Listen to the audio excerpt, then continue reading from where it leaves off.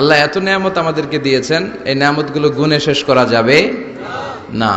বিষ্ণু বলেছেন সব সময় তোমার জিহ্বাটাকে আল্লাহর জিকির আর প্রশংসা দিয়ে ভিজিয়ে রাখো। কি করবেন? ভিজিয়ে রাখবেন। আরব বিশ্বে আমরা যখন পড়াশোনা করতাম তখন দেখতাম যে রাস্তাঘাটে বিভিন্ন জায়গায় আজকারগুলো, আল আদঈয়াতুল মাসুরা, মাসনুন দোয়াগুলো তারা লিখে রাখতো, যাতে মনের অজান্তেই তাদের চোখ ওই সাইনবোর্ডে পড়লে তারা যেন ওই দোয়াগুলো পড়তে পারে।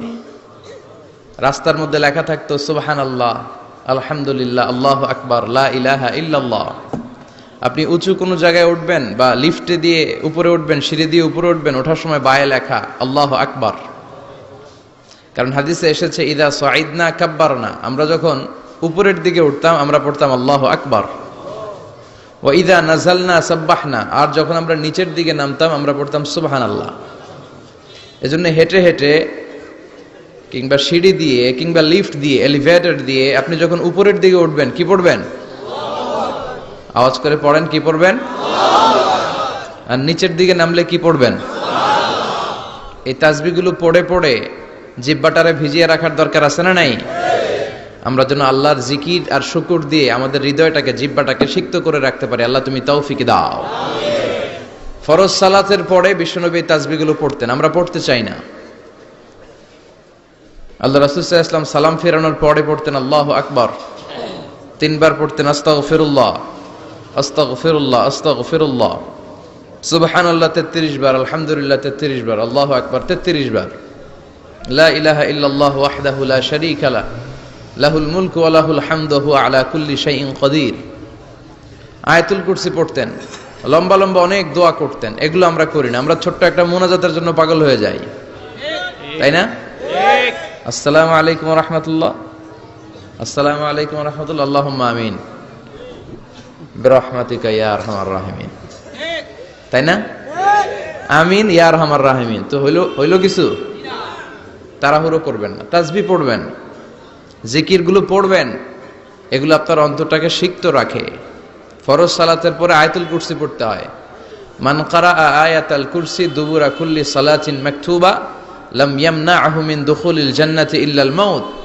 প্রত্যেক ফরজ সালাতের পরে যে আয়াতুল কুরসি পড়ে তার জান্নাতে ঢোকার ব্যাপারে কোনো বাধা থাকে না একটি জিনিস ছাড়া, সেটা হলো তার মৃত্যু। লোকটা মরে না তাই জান্নাতে যায় না, মরলেই জান্নাতি। প্রত্যেক ফরজ সালাতের পরে আয়াতুল কুরসি পড়বেন তো? আর সর্বাবস্থায় বেশি বেশি করে পড়বেন আস্তাগফিরুল্লাহ। কি পড়বেন? আমার সাথে আওয়াজ করে পড়েন আস্তাগফিরুল্লাহ, আর আওয়াজ করে পড়েন আস্তাগফিরুল্লাহ। বেশি বেশি যারা ইস্তেগফার পড়ে তাদের 5টা লাভ। আওয়াজ করে বলতে হবে কয়টা? 5টা। নাম্বার 1, মান লাজিমাল ইস্তিগফার জাআলাল্লাহু লাহু মিন কুল্লি দীকিন মাখরাজা। যে সব সময় ইস্তেগফারের সাথে লাজিমা মানে লেগে থাকে, আঠার মতো। কিসের মতো? চুইংগাম খান না আপনারা? চুইংগাম যদি হাতের মধ্যে লাগান আঠার মতো লেগে থাকে না? বাচ্চারা আবার দুষ্টামি করে চুইংগাম খেয়ে আরেকজনের চুলের মধ্যে লাগায় দেয়, আছে না নাই? তখন সরিষার তেল দিয়ে ছুটাইতে হয়, তাই না? তো মান লাজিমাল ইস্তিগফার, যে ইস্তিগফারের সাথে আঠার মতো লেগে থাকে সে 5টা জিনিস পায় জীবনে। চিল্লায় বলেন না কয়টা? 1 নাম্বার, জাআলাল্লাহু লাহু মিন কুল্লি দীকিন মাখরাজা। সব বিপদ থেকে তার উদ্ধার করে কে? আল্লাহ। আমাদের জীবনে বিপদ আপদ আছে না নাই? আছে। কম না বেশি? বেশি। কত বিপদ, কত ধরনের বিপদ। যে কোনো সময় দুর্ঘটনা হতে পারে, রোড অ্যাক্সিডেন্ট, আছে না নাই? আছে। যে কোনো সময় গুম হয়ে যেতে পারেন, আপনারা খুঁজে পাবেন আপনার স্বজনরা। যে কোনো সময় ক্রস ফায়ারের মধ্যে পড়তে পারেন, ঠিক কি না? ঠিক। যে কোনো সময় বজ্রপাতে আপনি নিহত হতে পারেন, ভূমিকম্পের মাঝখানে পড়তে পারেন, দুজন কোবাকবি লাগছে আপনি মাঝখানে, হইতে পারে না? জাআলাল্লাহু লাহু মিন কুল্লি দীকিন মাখরাজা। এরকম সব ধরনের বিপদ থেকে তারে রক্ষা করবে কে? আল্লাহ। যদি ইস্তিগফারের সাথে আঠার মতো লেগে থাকা যায়। এই হলো নাম্বার 1। নাম্বার 2, ওয়া মিন কুল্লি হাম্মিন ফারাজা। যে সব সময় আঠার মতো ইস্তিগফারের সাথে লেগে থাকবে, আল্লাহ তাকে দুশ্চিন্তা থেকে মুক্তি দিবেন, তার কোনো টেনশন থাকবে না। সুবহানাল্লাহ পড়েন। আমাদের জীবনে টেনশন আছে না নাই? জীবন নিয়ে টেনশন, মরণ নিয়ে টেনশন, ক্যারিয়ার নিয়ে টেনশন, বাড়ি ভাড়ার টেনশন, বিদ্যুৎ বিলের দাম বেড়ে যাচ্ছে টেনশন, ঘরের মধ্যে শান্তি নাই টেনশন, দ্রব্যের দাম বাড়তেছে, বেতন কমতেছে, টেনশন, ঠিক কিনা? এই টেনশন থেকে আপনাকে মুক্ত রাখবে কে? আল্লাহ। নাম্বার 3, ওয়ায়ারযুকহু মিন হাইসু লা ইয়াহতাসিব, এমন জায়গা থেকে আল্লাহ আপনাকে রিজিকের ব্যবস্থা করবে আপনি কল্পনাই করতে পারবেন না। রিজিক দেওয়ার মালিক কে? আল্লাহ। কেউ যেটা পারে না, পারে কে? আল্লাহ। এমন জায়গা থেকে তিনি রিজিক দিবেন আপনি কল্পনাই করতে পারেন না, আপনি হিসাবই করেন না যে এখান থেকে কিছু রিজিক আমি পাবো, কিন্তু আল্লাহ ব্যবস্থা করে দিয়েছে। সুবহানাল্লাহ পড়েন। 4 নাম্বার, যতক্ষণ ইস্তিগফারের সাথে আঠার মতো লেগে থাকবেন আল্লাহর কোনো শাস্তি আপনার উপর আসবে না। ওমা কান আল্লাহু মুআযযিবাহুম ওয়া হুম ইস্তাগফিরুন, যতক্ষণ আপনি ইস্তিগফার করবেন আল্লাহর আযাব আপনারে পাকড়াও করবে না। 5 নাম্বার হচ্ছে আল্লাহ আপনাকে মুস্তাজাবুদ দাওয়া বানিয়ে দিবে। মুস্তাজাবুদ দাওয়া মানে এমন ব্যক্তি, যেই ব্যক্তি দোয়া করা মাত্রই দোয়া কবুল করে কে? আল্লাহ। সবসময় ইস্তিগফার পড়তে রাজি আছেন তো? আপনারা ইমাম আহমদ ইবনে হাম্বলের নাম শুনেছেন?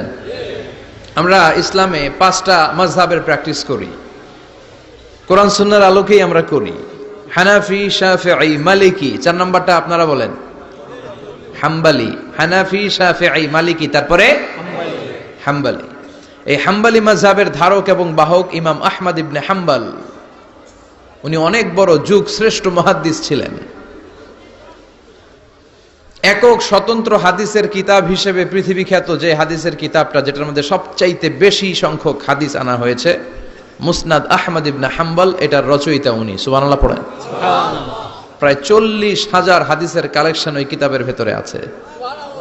এই হাদিস কালেকশনের জন্য ইমাম আহমদ ইবনে হাম্বল বছরের পর বছর, যুগের পর যুগ, শহর থেকে গ্রাম, গ্রাম থেকে শহর চষে বেরিয়েছেন। ওনার শেষ জীবনটা উনি হাদিস সংগ্রহের কাজে ব্যয় করেছেন। একবার এক সফরে তিনি রাত্রিবেলা বেরোলেন। ইস্তিগফার পড়লে যে কি করে মানুষ মুস্তাজাবুদ দাওয়া হয় শুনেন। রাত্রিবেলা সফরে তিনি বেরোলেন, হাদিস সংগ্রহের সফর। পথিমধ্যে এক মসজিদে মাগরিবের নামাজ পড়লেন, এশার নামাজ পড়লেন। প্রচন্ড শীত, তিনি ভাবলেন আজকের রাতটা মসজিদেই কাটায় দেই, ফজরের সালাত পড়ে তারপরে বেরোবো। ব্যাগ থেকে কাঁথা বের করে তিনি শুয়ে পড়লেন।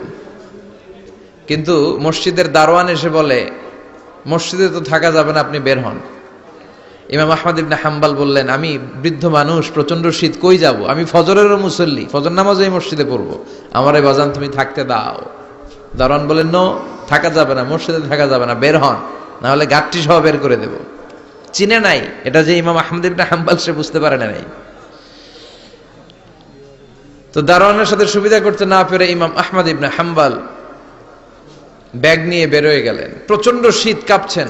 হঠাৎ দেখে সামনে এক বাজার, ওই বাজারে এক খাব্বাজ বসে আছে। খাব্বাজ মানে রুটি বিক্রেতা। খাব্বাজ মানে যুবক, একজন রুটি বিক্রেতা, রুটি বিক্রি করে। যে যুবককে সালাম দিলেন, আসসালামু আলাইকুম। যুবক পড়লো, আলাইকুম আসসালাম। ইমাম আহমদ ইবনে হাম্বল বলল, যুবক, আমি মুসাফির মানুষ, থাকার জায়গা নাই, প্রচন্ড শীত। এই যে তুমি চুলার মধ্যে উনুনে রুটি বানাচ্ছ, আমি যদি তোমার চুলার পাশে বসে রাতটা কাটাই, তোমার কোনো সমস্যা হবে? যুবক বলেন, নো, কোনো সমস্যা নাই। আহলান ওয়া সাহলান ওয়া মারহাবান বিক, খোশ আমদেদ, সুস্বাগতম, আসেন। আপনি আমার চুলার পাশে বসে আগুন পোহালে আমার সমস্যা কি? আসেন, আসেন, বসেন, আপনি মুরব্বী মানুষ। ইমাম আহমদ ইবনে হাম্বল আল্লাহ শুকরিয়া করে চুলার পাশে বসে শীতের রাতে চুলা থেকে তাপ নিচ্ছেন, আগুন পোহাচ্ছেন। আর তিনি দেখতে লাগলেন যুবক আটা দিয়ে রুটি বানায় আর পড়ে আস্তাগফিরুল্লাহ, রুটির খামির বানায় আর পড়ে আস্তাগফিরুল্লাহ, গোল গোল করে খামির দিয়ে দলা বানিয়ে সাজিয়ে রাখে আর পড়ে আস্তাগফিরুল্লাহ। রুটি বেলুন দিয়ে বলে এটারে চুলার ভেতরে ঢুকায় আর কি পড়ে? পড়ে আস্তাগফিরুল্লাহ। ক্রেতা আসলে ক্রেতাকে রুটি দেয় আর পড়ে, ক্রেতার হাত থেকে টাকা নিয়ে ক্যাশ বক্সে রাখে আর কি পড়ে? ইমাম আহমদ ইবনে হাম্বল তো অবাক, ঘটনা কি? আসার পর থেকে এই যুবকটারে দেখতেছি খালি পড়ে আস্তাগফিরুল্লাহ, আস্তাগফিরুল্লাহ।